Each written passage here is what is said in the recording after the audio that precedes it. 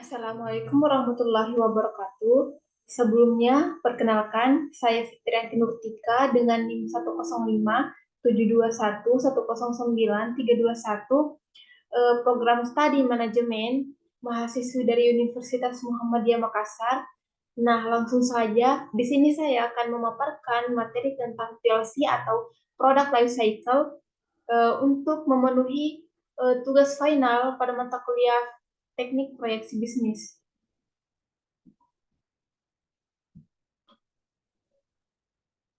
Langsung saja, apa itu PLC? Asauri pada tahun 1996, konsep product life cycle adalah perkembangan hasil penjualan dan laba suatu produk yang dikaitkan dengan perkembangan waktu yang terdiri dari 4 tahap, yaitu tahap perkenalan, pertumbuhan, kedewasaan, dan penurunan. Sedangkan menurut Kotler pada tahun 1995, konsep product life cycle mempengaruhi pengambilan keputusan dan merupakan sarana yang ampuh dalam pelaksanaan strategi.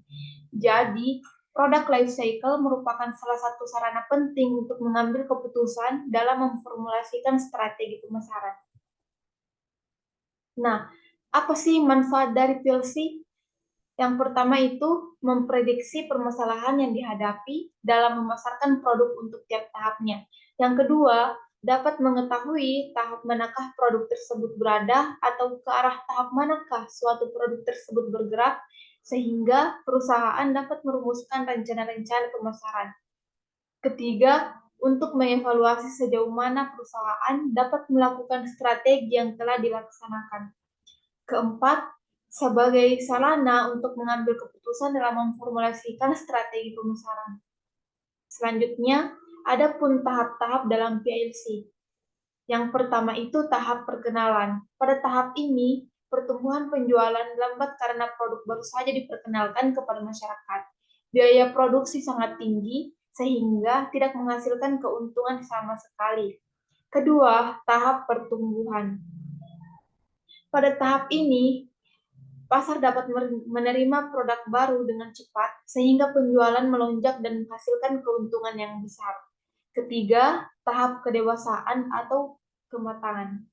Tahap kedewasaan dalam periode ini di mana pertumbuhan penjualan cenderung lambat, bahkan dapat mulai menurun.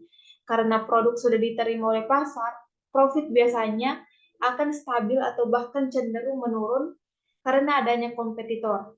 Dan yang terakhir, tahap penurunan. Dalam periode ini, penjualan menurun dengan tajam dan diikuti oleh menyusutnya keuntungan.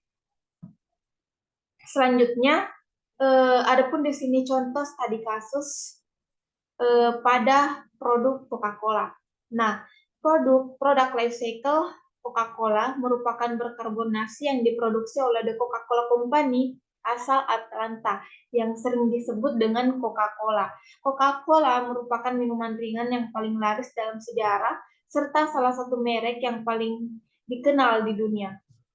Selanjutnya, adapun PLC studi kasus siklus hidup pada produk Coca-Cola. Yang pertama itu perkenalan.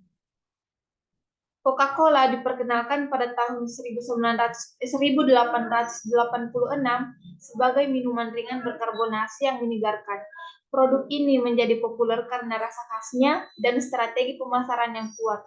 Dalam tahap ini pun, Coca-Cola memperluas jangkauan produknya ke berbagai pasar dan menciptakan kesadaran merek yang kuat. Selanjutnya, ada pertumbuhan. Selama fase pertumbuhan, Coca-Cola berhasil memperoleh pangsa pasar yang lebih besar dan meningkatkan penjualannya. Perusahaan ini memanfaatkan strategi pemasaran yang efektif, seperti kampanye iklan yang menarik dan promosi penjualan. Selama periode ini, Coca-Cola juga memperkenalkan varian rasa baru, seperti Diet Coke, Coke Zero, dan lainnya, untuk memenuhi kebutuhan dan preferensi pelanggan. Selanjutnya, ada kematangan atau di fase kedewasaan. Pada fase ini, Coca-Cola mencapai puncak penjualannya dan memiliki pangsa pasar yang mapan. Persaingan dengan merek minuman lainnya juga semakin ketat. Untuk tetap relevan, Coca-Cola meluncurkan inovasi produk, mengembangkan kemasan yang menarik, dan mengadopsi strategi pemasaran yang cerdas untuk mempertahankan posisi di pasarnya. Dan yang selanjutnya, terakhir itu penurunan. Setelah melewati fase kematangan, suatu produk pada akhirnya akan memasuki fase penurunan. Penurunan ini dapat disebabkan oleh berbagai faktor, misalnya perubahan tren konsumen, kejenuhan pasar, atau munculnya produk mengganti. Coca-Cola terus berupaya mengatasi fase penurunan ini dengan melakukan diversifikasi produk dan memasuki segmen pasar baru untuk memperluas jangkauan dan menjaga pertumbuhan bisnisnya. Sekian, terima kasih. Hanya itu yang sempat saya sampaikan. Billahi fisabil haq fastabihul khairat. Wassalamualaikum warahmatullahi wabarakatuh.